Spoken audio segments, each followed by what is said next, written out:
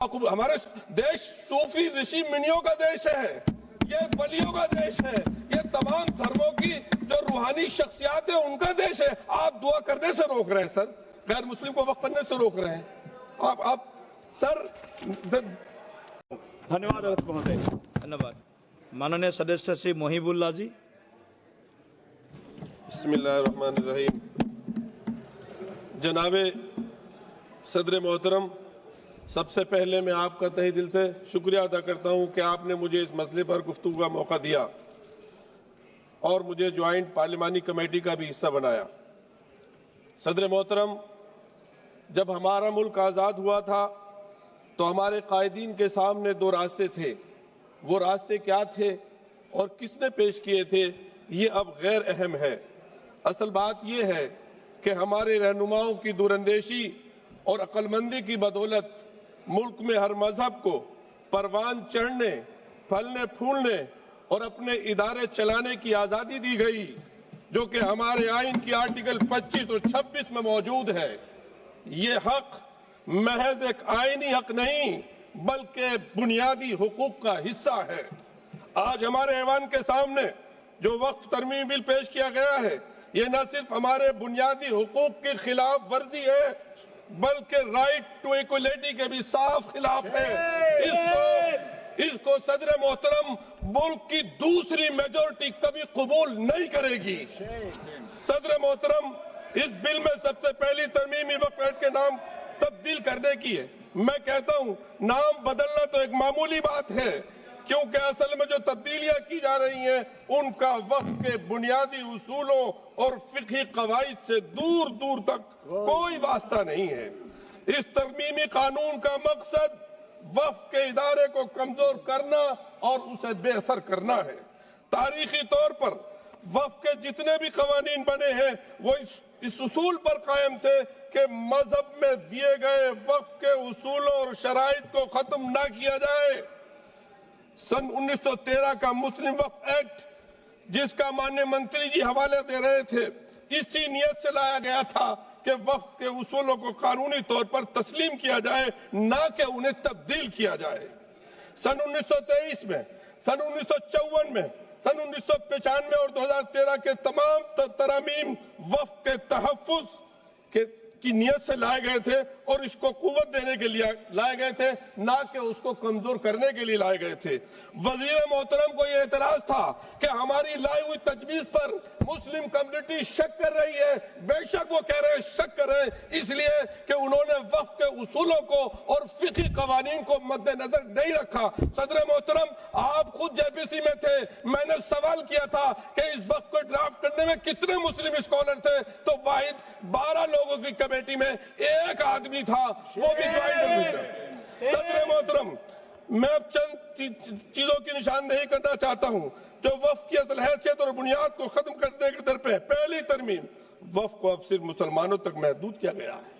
मैं दिल पर हाथ रखकर कह सकता हूं सदर मोहतरम, एक जाती वाक़या बयान करता हूं, पार्लियामेंट की मस्जिद के सामने रहकर सारे देशवासियों के लिए दुआ करता हूं। मैं अब दुआ कैसे करूंगा जब ये महदूद कर दिया जाएगा। मैं एक वाक़या आपको बयान कर रहा हूं।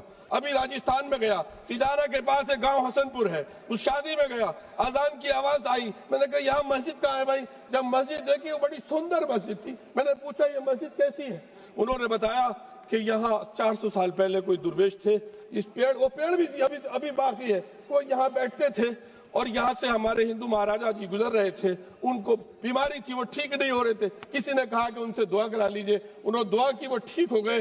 बाद में जब गए तो महारानी ने कहा कि अपने लिए दुआ करा के रहे, तुम्हारा वारिस कोई नहीं है। वो फिर दोबारा गए और अल्लाह ने उनको उनकी दुआ को। हमारे देश सूफी ऋषि मुनियों का देश है, ये वलियों का देश है, ये तमाम धर्मों की जो रूहानी शख्सियात है उनका देश है। आप दुआ करने से रोक रहे हैं सर, गैर मुस्लिम को वक्फ करने से रोक रहे हैं आप सर।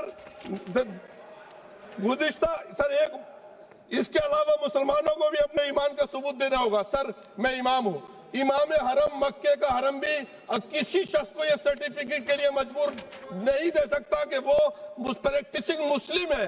जब कोई प्रैक्टिसिंग मुस्लिम होगा ही नहीं तो वक्त कैसे होगा सर? वक्त तो खत्म हो जाएगा सर।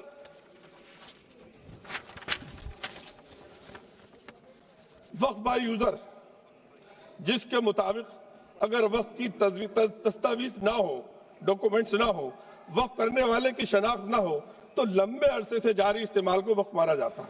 ये उसूल हमने नहीं बनाया, प्रिवी काउंसिल के फैसलों से बाज़ाब्ता तौर पर यह उसूल माना गया। सर 100 साल पुरानी मस्जिद तो बाकी रहेगी, लेकिन 600-700 साल पुरानी अगर मस्जिद का कोई रिकॉर्ड नहीं है तो आप कहेंगे ये वक्फ बाय यूजर नहीं है।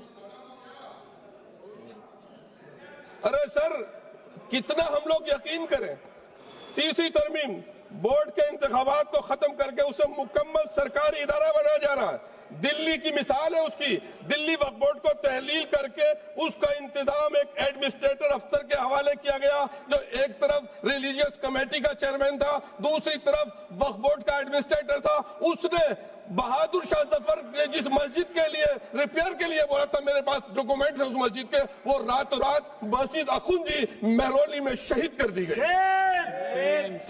सर इससे ऐसा मैसेज आएगा, हम लोग, मैं तो इससे मैसेज क्या, बहुत से लोग पता नहीं क्या क्या कहते हैं सर, लेकिन हकीकत ये है कि शायद उनका आखिरी हो ये सितम, हर सितम सोच के हम ये सह गए, हम वफा करके भी तना रह गए। हमारा नाम क्यों नहीं लिया जाता आजादी के, कितनी कुर्बानियां दी हैं सर।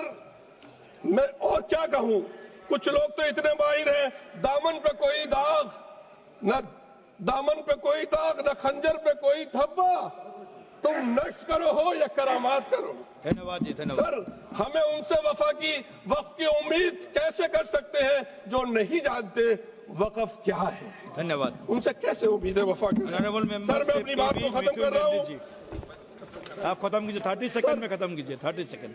सर मेरे प्यारे वतन में एक कल्चर को परवान चढ़ाया जा रहा है, जो कल्चर मेरे मुल्क का नहीं है। मैं अपने दिल की आवाज से कहता हूं, हजारों साल तहजीब का जो कल्चर हमारा जो देश का रहा है, यहाँ मैं अपने इस्लाम धर्म और ईसाई और जूस धर्म के हिसाब से भी कह सकता हूं कि मैं स्कॉलर हूं और आप सबका सम्मान करते हुए कह रहा हूं, सबसे पहला इंसान और सबसे पहले इंसान के साथ जो हम सब की माँ, जिस नाम से भी कहे, भारत माँ कहे हमारे उसमें या ग्रैंड मदर कहे, वो हिंदुस्तान आए थे। तुम्हारी तहजीब अपने खंजर से आप ही करेगी। Mithun Reddy ji, you please start. You please start. Thank you sir. Sir दामन पे कोई दाग न खंजर पे कोई धब्बा, तुम नष्ट करो हो या करामात करो। धन्यवाद जी, धन्यवाद। सर हमें उनसे वक्फ की उम्मीद कैसे कर सकते हैं जो नहीं जानते वक्फ क्या है। धन्यवाद। उनसे कैसे उम्मीद है वफा की। सर मैं अपनी बात को खत्म कर रहा हूँ, आप खत्म कीजिए, 30 सेकंड में खत्म कीजिए, 30 सेकंड।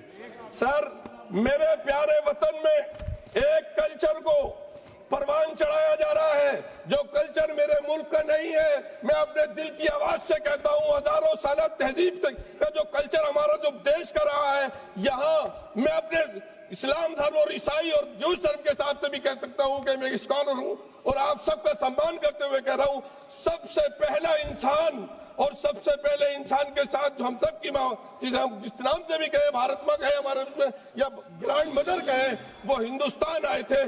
तुम्हारी तहजीब अपने खंजर से आप ही करेगी। Mithun Reddy ji, you please start. You please start. Thank you sir. Sir